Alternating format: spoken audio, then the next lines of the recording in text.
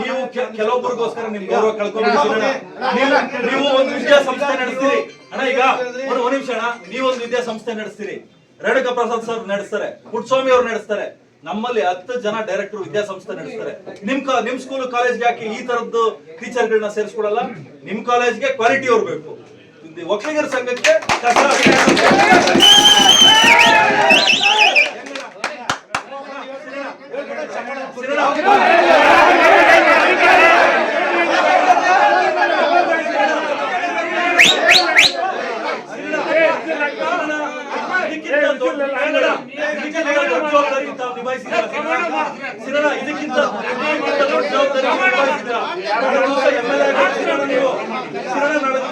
ಆಗೋರು ಈ ತರ ತಪ್ಪಿಗೆ ಸಿಗಾಕೋಬಿಡಿ. ಸಿರಣ ನೀವು ತಪ್ಪು ಮಾಡದೆ ಹೋದ್ರು ನೋಡಿ, ಒಂದೆರಡು ಕೇಳಿ.